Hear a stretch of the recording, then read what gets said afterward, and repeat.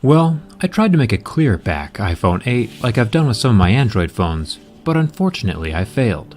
And I'll explain why as we tear this phone down. This video will show how to replace the screen and the battery on the iPhone 8. I'll have all the replacement parts and tools linked in the video description, like always.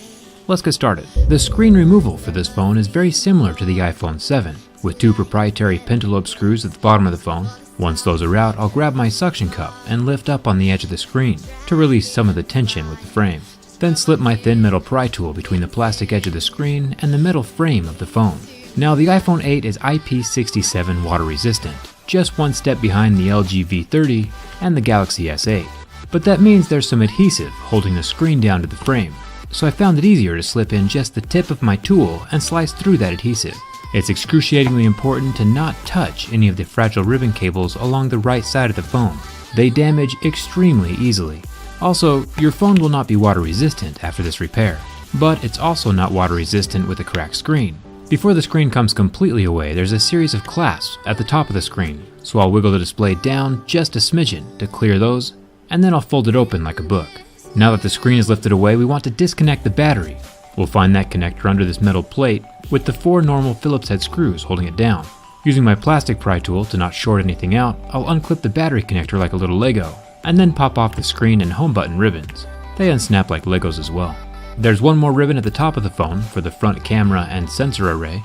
I'll unscrew these 3 Phillips head screws, making sure to keep them organized. All the screws are different sizes, so it's important that they go back in the same hole they came from. And then the top ribbon cable can disconnect like the others. Then the whole screen can pull away from the phone. There's quite a bit of black waterproofing adhesive around the whole edge of the screen. Now that the screen is out of our way, let's take a look at this battery. It looks a bit different than usual. Instead of 2 magical pull tabs, we have 4, which is a good thing in my opinion. If you fail on one, it's not that big of a deal. Basically, with the magic pull tabs, you grab the lip of the little black tab and then pull it out from underneath the battery. As the adhesive stretches, it loses its stickiness. Just repeat the process 3 more times with each of the little pull tabs. These are seriously the best way to adhere a battery. No heat or violence required for removal. The 4-tab method also keeps the adhesive from sticking to the top of the wireless charging, which you'll see here in a second. Now that the battery's out, you can see why a glass-backed phone was impossible. The entire back is actually metal, except for the wireless charging pad in the center, so there'd be nothing to look at anyway, even if the glass could become clear. This metal frame is also probably what keeps the phone so rigid during my durability test. The adhesive that holds the rear glass panel against this metal does not soften with heat like the Samsung phones do. It's a pretty permanent situation. I'll dive deeper into the wireless charging and waterproofing of the iPhone 8 in another video. This is just the battery and screen replacement. I'll add some adhesive to keep the battery from rattling around inside the phone, and if a battery replacement is all you needed to do, just reattach the screen and you're good to go. But if you have a cracked or damaged screen, or you're bored and just want to watch the rest of this video, the iPhone 8 screen replacement portion starts now. Up at the top lies the earpiece, which is also one of the dual stereo speakers. This needs to be transferred over to the new display. There's a metal bracket with 3 Phillips head screws holding it down. Remember to keep all those screws organized in a way that they can go back in the holes they came from. Pulling that front 7 megapixel camera out of the way reveals 2 more Phillips head screws that hold down the speaker. After the speaker's out, there's nothing left but some adhesive holding down that upper sensor array.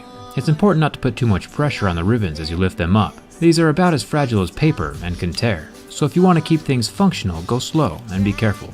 Now the only thing between us and the new screen is a large metal plate covering the back of the LCD that we will most likely have to transfer over to the replacement display.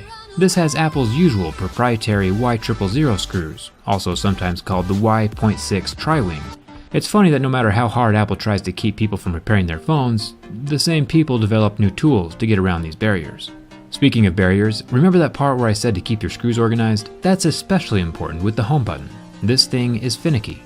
There are 3 screws holding the bracket in place and 1 screw going down directly into the button itself. All of these are the same tri-wing screws we've been working with. After that bracket comes off, I'll pull up the fragile as paper ribbon cable from the frame of the screen, and then drop the home button out through the front glass. The large metal backplate can lift up from the screen at this point, except for the part that is adhered to the paper-thin ribbon cables at the bottom. Taking special care not to tear the ribbon cables, I'll pry them off the metal plate with a plastic pry tool. And this is probably what your replacement screen is going to look like. Just make sure your new screen has everything that your old screen used to have on it.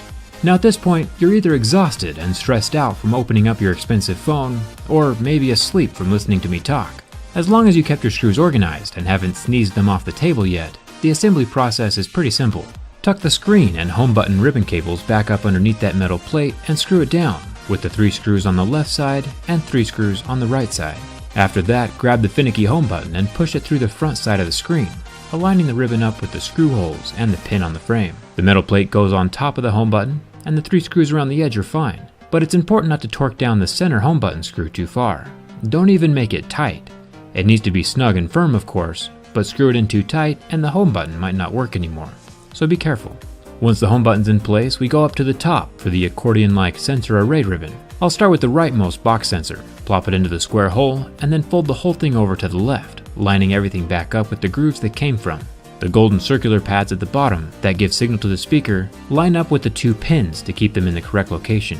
The top speaker gets put down before the camera and screwed in with the bottom 2 screws. Then the camera itself gets folded over the top of the speaker and set down into the circular hole it came from. Then the middle bracket with its 3 screws holds everything down tight. It should fit naturally at this point. It won't need to be forced into place if you origamied everything into the correct position. Now that the screen is assembled, it's probably easiest to plug in the top ribbon into the motherboard first, since it's at a weird angle, and then the bottom LCD and home button ribbons clip in after that, just like little Legos. The battery is the last thing you want to plug in. I usually test the phone at this point to make sure the new screen functions. If there are lines going through your screen or it doesn't turn on or look right, it might be a bad connection with the motherboard.